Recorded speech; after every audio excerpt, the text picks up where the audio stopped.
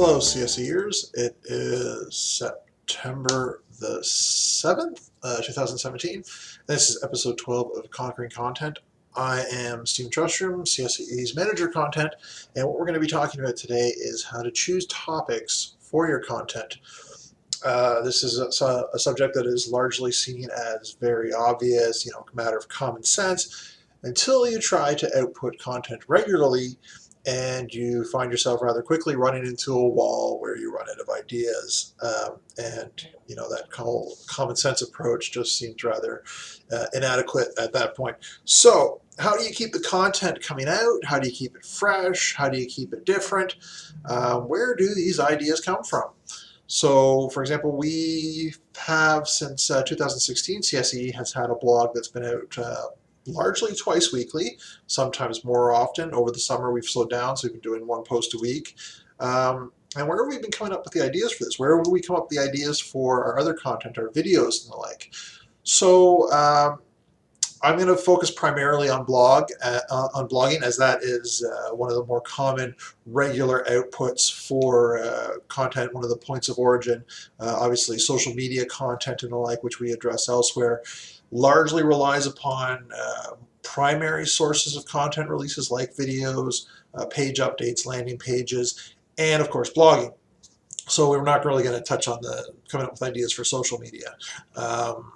Social media, as I've discussed, is something that should be pulling towards something else, so you don't really need to worry about much in the way of original content there. That's more of a strategy and tactics and how that content is presented situation. So my ideas for coming up with new content, the sources I have are, let's go with the common sense ones first. So for an association, not for profit, your members. What are your members interested in? What is your association geared towards? What is their market? Same goes for a business. What are customers interested in? Why are they coming to you? So if you are a trade association, then obviously things that are relevant to the trade are great sources of content, changes in regulation, laws, market shifts. So a lot of trade associations you might have some issues with what's going on with NAFTA right now, if that affects your particular trade. That is something to blog about. We blogged about CASL, the change to the anti-spam legislation here in Canada, because of course that's relevant to many of our associations that have call lists and email lists and the like. So that was relevant to our members. We produced content about it. So that is the obvious stuff. Go to your members. And how do you get that information for your members? Well, if you network with them, you meet with them on a regular basis, you talk with them, they'll let you know. They might also call your association and say, I've got a problem and I don't know how to resolve it. So listen to those questions, regardless of how they're coming to you, whether email, phone, networking, and so in person or whatever. Listen to what they're asking of you. That'll tell you what they're interested in finding out. If one person is asking you a question, chances are there's other people in your market who are also interested in that particular answer. You can also poll, run surveys on your membership and see, what they would be interested in. Are there any questions you have to ask? Be proactive. Don't wait for them to come to you. Poll them and prod them, poke them. Say, tell us what is it you're interested in? What questions do you have? What can we do for you? Don't be complacent. So that's one way to get questions, and it's rather obvious ones. As I said, there's also paying attention to what's going on in your sector overall, the problems that are happening, but also look in peripheral areas, stuff that may not be obvious. As I was saying, so if you're a trade association, look at things that are related to your sector, but not directly. So if you're an import-export, for example, what's going on in fuel? What's going on in labor? The things that your particular direct sector relies upon are great sources for content because everything knocks down towards your sector in that regard. So pay attention to those. Another thing is, though, although your association is a not-for-profit, look at the analogs for it in the corporate world.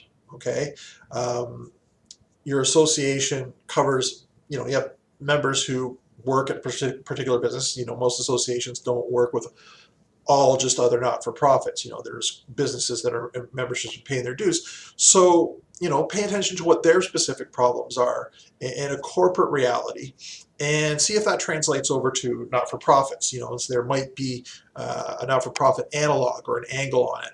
So going back to Castle is something that affected both corporate and not-for-profit worlds. But when people think of not-for-profit, a lot of it is volunteers, membership, but there is staff. So there's also, look at the problems that you can have with staff that, carry over from businesses into not-for-profits, and then spin it into that not-for-profit angle. Because it isn't corporate, there are differences in how that plays out. A lot of businesses, especially small businesses, don't have boards. They don't have that extra structure into it. So there is a way to finesse it into a context that is more relevant to your particular content needs. So another thing is you can also look at other content producers, see what they are doing. So go out and subscribe to blogs that interest you and that you find relevant to your position, that you find relevant to your association and your job sector, and your association sector. Subscribe to those blogs, see what they're talking about, read the comments to see what people are asking them. Now, when I say that, read the comments to find out what's going on, I don't mean then go, okay, I'm going to do exactly what those guys are doing. They wrote a blog on this, I'm going to write the same blog. No, get an idea from their topic, and then, maybe, well, that's a great topic, but I don't agree with their conclusions, or I don't agree with the processes they presented. So put your own spin on it again, or maybe you see a couple of blogs and you're like, well, that's not the full picture, so then combine them. So you look at these other sources and figure out how you can change them up and create content of your own that is new and original, and therefore people will come to you for that information as opposed to you competing with that other blog for the same traffic, because you're just giving the same answer as they are. You have to do something different and put a new spin on it so that you're not having that direct competition. You are the preferred source for that. And here's a trick I have when it comes to content. Although CSAE, because of what we cover and how broad our membership is, we've got a very wide range of topics we can address. Basically anything to do with not-for-profits or associations, we can talk about it. Whereas a lot of our members are obviously more narrowly focused, so they don't have that broad range. But even I, with this broad range, this big playground to run around in, some days come in and go, what am I going to write about this week? And just draw a blank. It happens. As any writer will tell you, it's writer's block. It doesn't just happen when you can't get the words out. It's also just where do you get the ideas. So the thing I like to do is I like to try and come up with ideas by looking at images. Imagery, visual content is a great, straight shot into your imagination, and it just can really get some ideas going. So go to some stock photo places, Pixabay, Shutterstock, iStock, that sort of thing, places where you might get, or even just Google images. Look at a bunch of images at random and see if anything comes to you. So you can actually subscribe to a lot of things like Pixabay and Death to Stock, where they just send you random images, and as they come in, just look at them.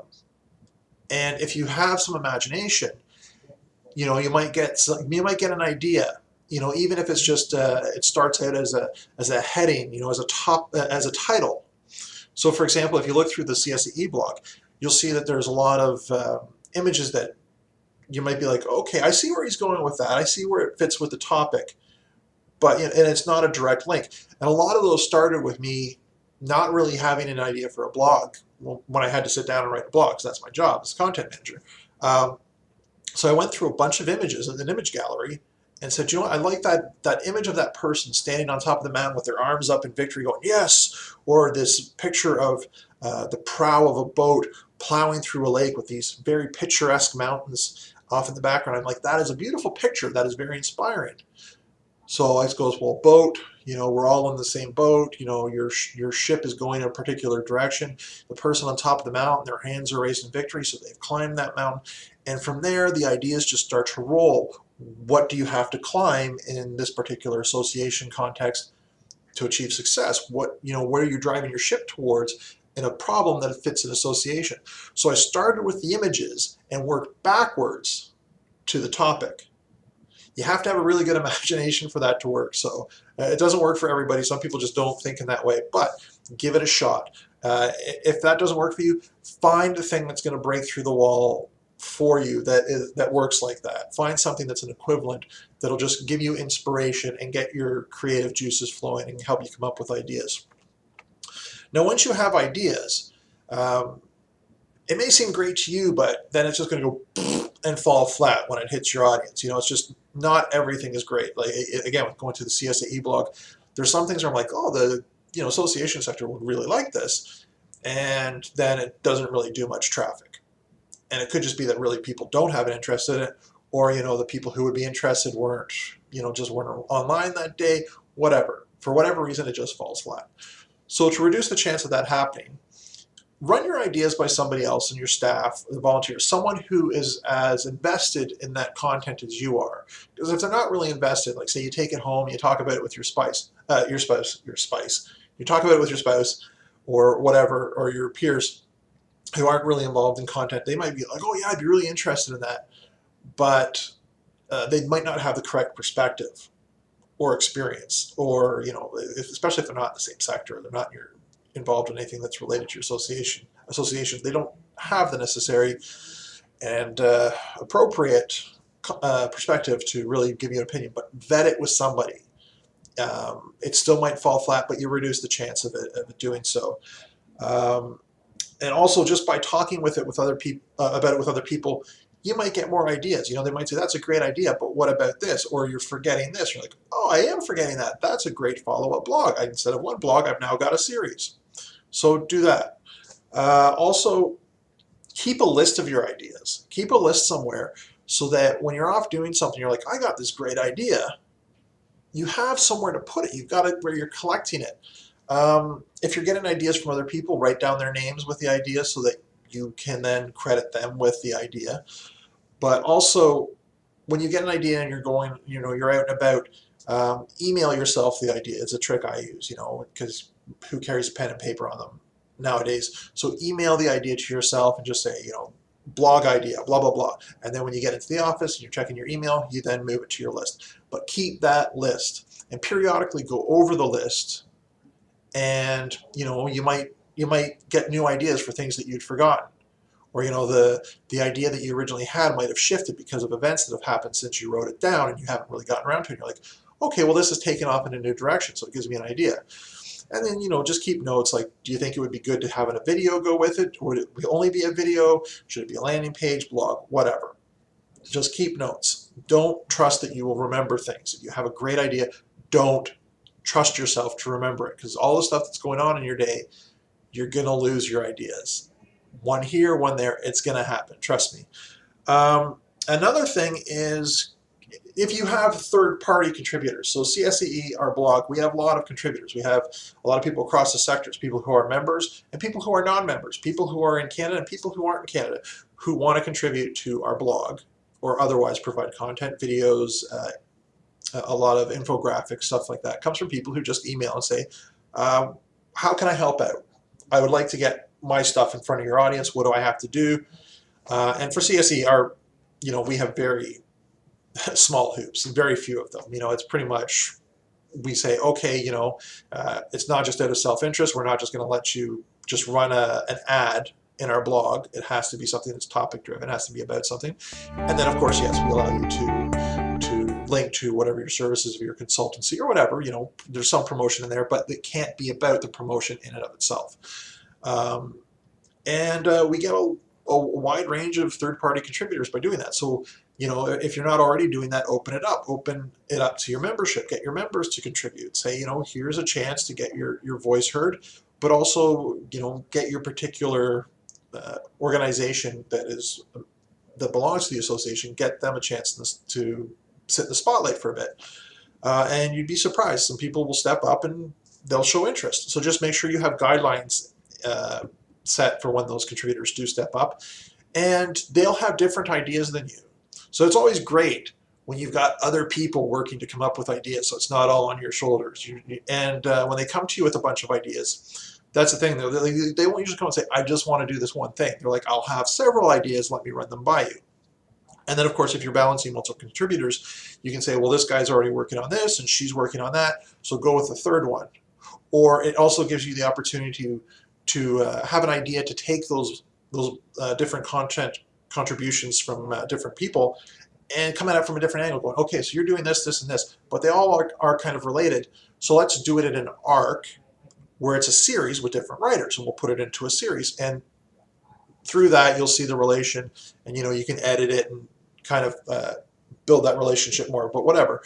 So there's ideas on top of the ideas when you've got third-party contributors, right? You get to see all these pieces coming from these individual contributors, and then you get to see a big picture that you can put around it. So don't undervalue the benefits of having third-party contributors. Reach out to your market, reach out to your membership, and get people involved. So those are just a couple of ideas on how to get topics for your content, necessity, imagination, and your membership. They're great for getting ideas for your content. So that is episode 12 of Conquering Content for CSE. Again, I'm Steve Trustrum, Manager of Content, and this has been all about choosing ideas for your content. Have a good week, everybody. If you have any questions, just leave them in the comments section wherever you happen to view this video, or email them to me at steven@csae.com, or otherwise get in contact with me. And the same goes for if there's anything you would like to see me address in a future episode of Conquering Content. So other than that, have a good one, everybody.